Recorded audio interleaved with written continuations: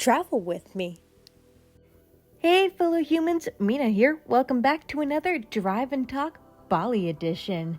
So, I'm going to be here with another review of a book.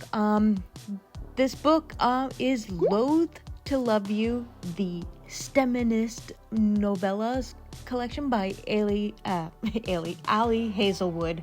I've been under like this big Ali Hazelwood thing, and all her books are pretty formulaic. They follow a formula, and you read one, you read them all, but for some reason I keep going back. She wrote like 3 novellas, and and they're all separately published as far as I'm aware, but I found a copy while I was in Bali actually. And it had all of them together, and so all of them together are called Loath to Love You, and I'm going to review all of them because they all have different ratings, and then give you my thoughts as the book as a whole. So the first story is called Under One Roof, and this one is rated 4 stars. So my first thought about this story was that, by the way, spoilers ahead, just FYI most likely, that Liam is right.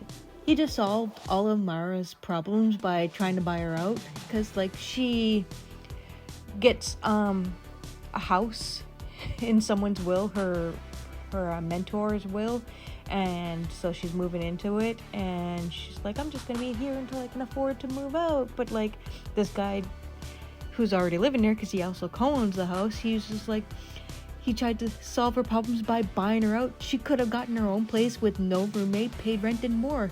I get the house has sentimental value to her due to it being a gift from someone she cared deeply for, and it's a lovely house, but like, she's never been there, so she's got no attachments. She's only causing herself an issue just so the story can take place.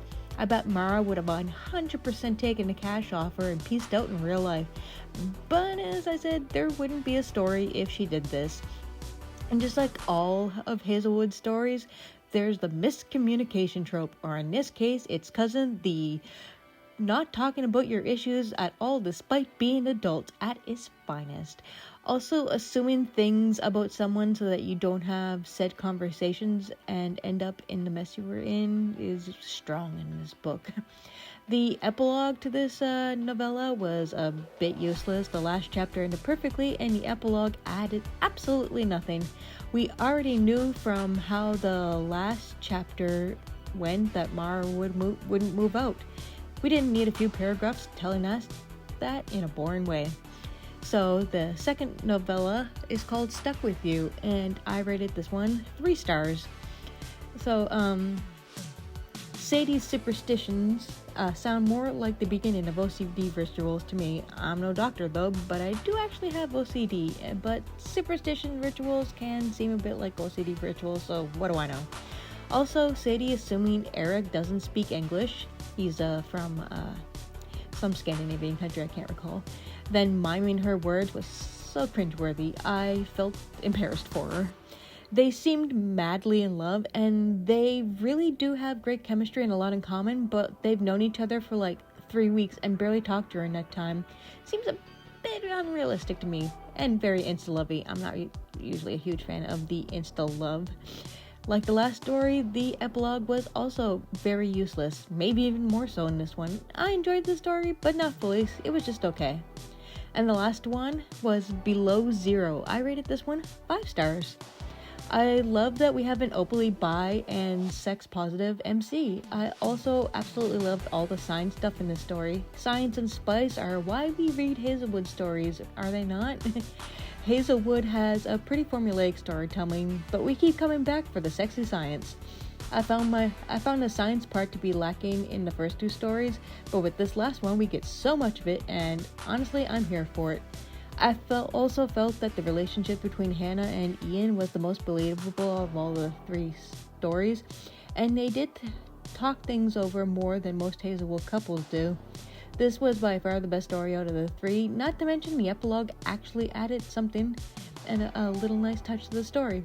And this copy of the book that I have had a bonus chapter, so the bonus chapter I gave 3.5 stars. It was nice to have the POV from each of the love interests. That's what the bonus chapters were. It was kind of like an epilogue. Yeah, but instead of a chapter, this really did feel like an epilogue, so that we should have had. I guess in a way it is. So the whole book, all in all, these stories are trashy, smutty romances, and I'm here for it. Also, I can't math, so I'm giving this whole book as a whole 5 stars because I still had a good time.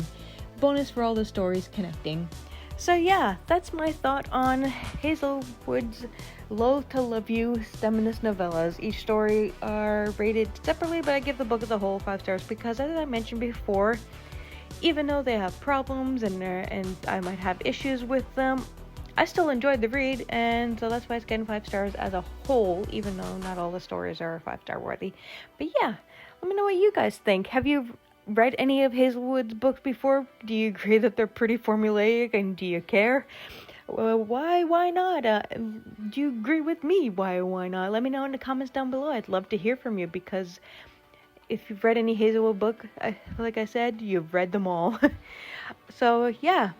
Anywho, that's all I gotta say for now. If you want to keep hearing more about stuff, be sure to follow me on all your favorite socials. Links below. Stay safe and take care. Bye!